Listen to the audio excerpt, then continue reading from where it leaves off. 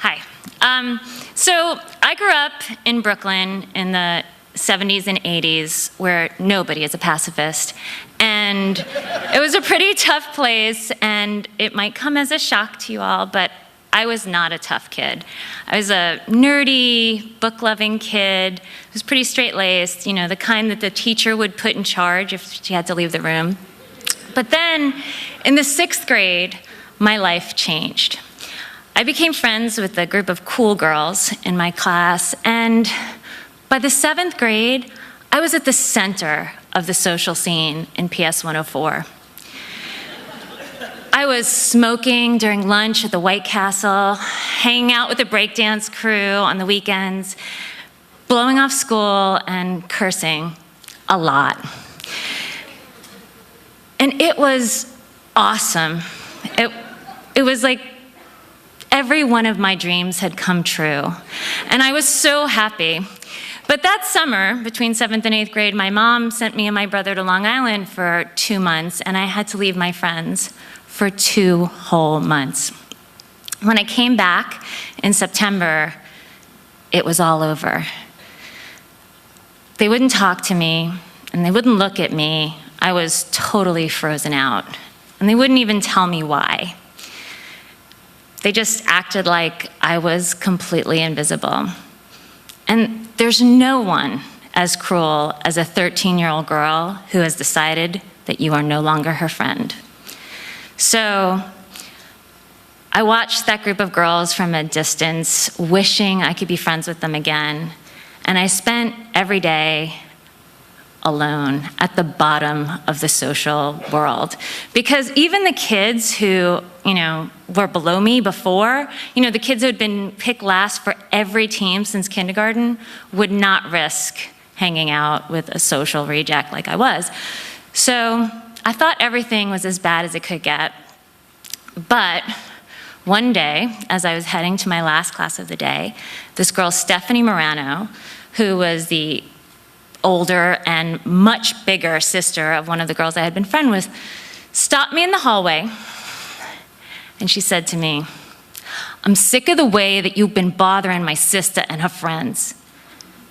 And today, after school, I'm gonna kick your ass." And I can still see her standing over me, because she was like a foot taller than me, with her finger in my face, saying, "Kick your ass." Now, this wasn't a metaphor. Stephanie did not deal in metaphors. The girl intended to publicly beat me. There would be an audience, and yelling, and blood. And I'd seen enough fights in my non-pacifist school that I knew what she meant. So as I walked to class, I tried to think about, what could I do? I could run away and hope that maybe she would forget, but I knew that wouldn't work. And there was no way I could tell anyone, especially not an adult, because I knew that would just make my life worse. So when I got to class, I walked in the room, and I could tell from the way everybody was looking at me that they all knew. They just had that look like I had a terminal diagnosis. And I sat down, and I tried to pretend I wasn't upset as they all whispered around me. And I tried to come up with a solution, but I couldn't think of anything. So when the bell rang at the end of the class, the end of the school day, I felt like I was gonna throw up. And I stood up to leave, and this guy who was sitting next to me stopped me. Now, this kid was seriously tough. His nickname in the 8th grade was Stony, and he was already dealing drugs at 14. So he grabbed me by the shoulder, and he looked deep in my eyes with the seriousness of somebody who's already selling drugs at 14, and said, "Look, Michelle, I want you to swear to me that whatever happens, that you will stand your ground. And I promise you that if you do that, then I'll get one of my girls to kick Stephanie's ass if she kicks yours."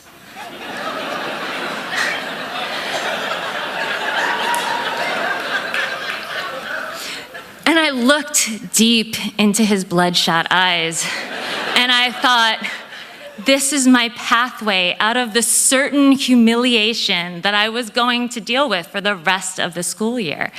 I saw the way out. And that weight that had been sitting on my chest, not just for that class, but for months, lifted. Suddenly, somebody was on my side. And all I had to do was stand my ground and take my beating, and everything would be okay. Because I wasn't alone anymore. So as I headed out to face Stephanie, I was actually really excited. I felt like I was in a movie, you know, all those movies from the 70s where the underdog is taking on the, you know, horrible challenge. And that's what I felt like. I was Rocky heading into the ring with Apollo Creed, and Eye of the Tiger was playing in my head as I walked to the corner where the fights happen, because we didn't have any organized athletics at my school, so the main spectator sport was fighting. And when I got to the corner, there was already a huge crowd because they were excited. They were going to see something really good. And I stood there, and Stephanie came out the side exit of the school, and everything got really quiet as I braced myself to stand my ground. And she walked up to us, and she said, "I hear you've been crying to everyone about how I'm going to kick your ass today." And I just stood there, staring her down with this tough girl look that I was totally faking. And she said, "You're not worth my time, crybaby." And she turned and walked away. Everyone, including me, watched her leave in stunned silence. No one expected it. And it took a little while for everyone to realize that there wasn't actually going to be a fight. And in a few minutes, people kind of left. And I was standing there on that corner, just me, and I was alone. But I wasn't a victim anymore. Stoney had given me a way out, but I had actually saved myself. And I got to find out that I was a lot tougher than I thought I was. Thank you.